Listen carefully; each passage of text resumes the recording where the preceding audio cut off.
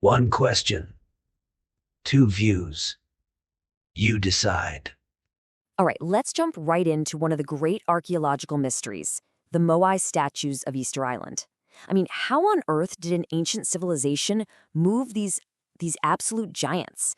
The big debate really boils down to two ideas. Were they walked upright, or were they dragged on massive sleds? In this explainer, we're going to dig into something fascinating, what each of those methods could tell us about the society itself, the very fabric of the Rapa Nui people. So, here's the big question for today. What level of social organization would each Moai transport method actually require? We're going to explore the two main theories and see what they suggest about how ancient Rapa Nui society was structured. This is going to be good. Okay, so we've got two very different pictures here. View number one is that the Moai were walked upright.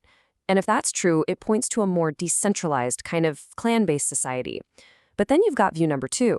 They were moved on sleds. And that idea, well, that suggests a much more coordinated, centrally controlled system. So which was it? A bunch of independent family groups working together, or a massive state-run project? Let's find out.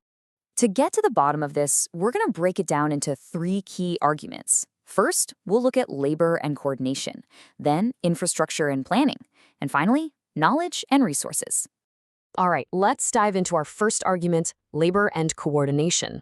This is all about the people power. Just how big was the workforce and how were they organized? And right away, you can see how the two theories paint completely different pictures.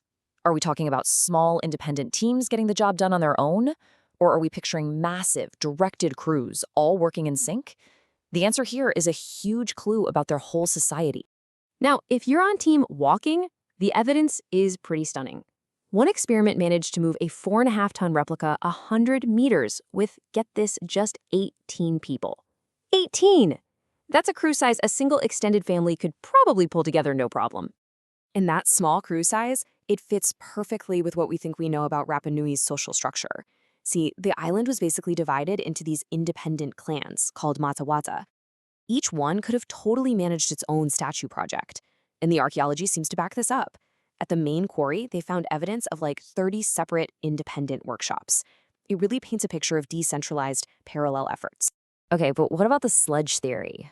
Well, here the numbers get a whole lot bigger.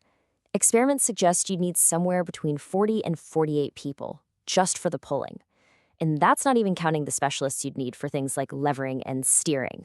But it's not just about the raw numbers. To get that many people working together, pulling in sync, braking at the right time, you need a boss. You need some kind of authority figure to assemble and direct that huge crew. This points to a much more hierarchical society, right? And that idea kind of clashes with that evidence we saw of all those small, independent workshops at the quarry.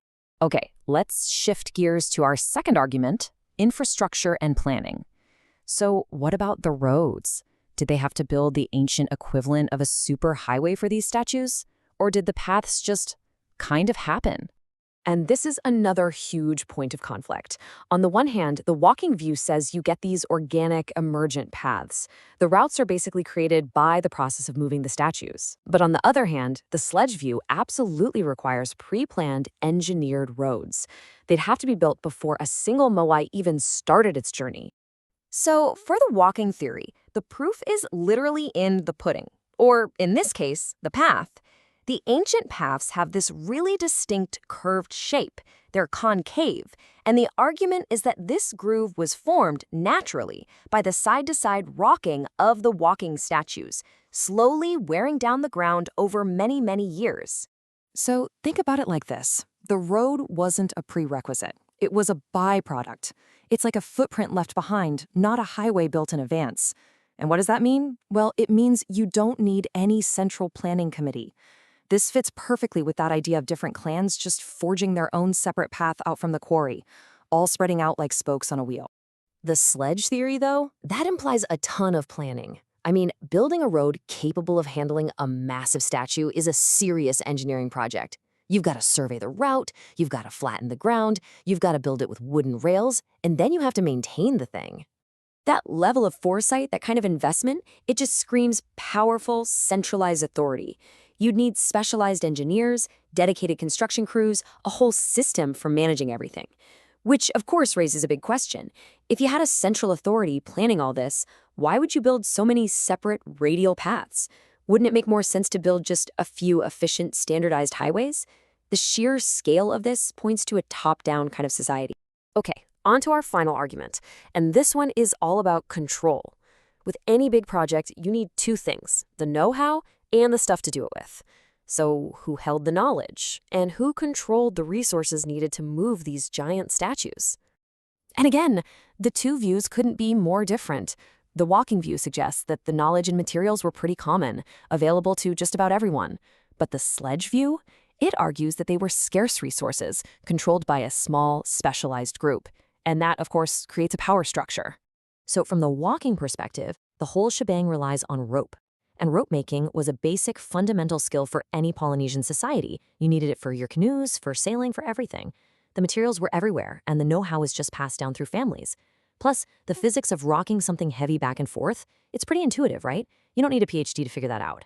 So no single group could really monopolize the process. But the sledge view flips that on its head. The argument here is that control over just one key resource would create a natural bottleneck, concentrating power right into the hands of a select few. And that has huge social implications. Think about it. Large timber for building sleds was a very scarce, very valuable resource. So whoever controlled the timber, well, they controlled who could move statues, period. This would naturally create a hierarchy, right? You'd have your technical elites and your resource gatekeepers. And that idea, once again, seems to run counter to the archaeological evidence of all that decentralized production. All right, so let's recap. We asked a pretty big question at the start of all this. What kind of society would each transport method require? And we looked at it from three angles. First, the labor involved. Second, the kind of infrastructure they'd need. And third, who controlled the knowledge and resources. So view one makes the case that walking, the Moai, with its small crews, its paths formed by the journey, and its easily accessible knowledge, fits perfectly with a decentralized clan-based society. But view two argues that dragging them on sleds, with huge crews, pre-built roads, and controlled resources, points directly to a society with much more centralized control. We've laid out both sides for you. We're not taking a position here. So now it's over to you. What do you think? Can the way something was moved really tell us everything about an ancient society? Let us know what you think down in the comments. And hey, if there's another big question you want us to tackle next, drop it in there too.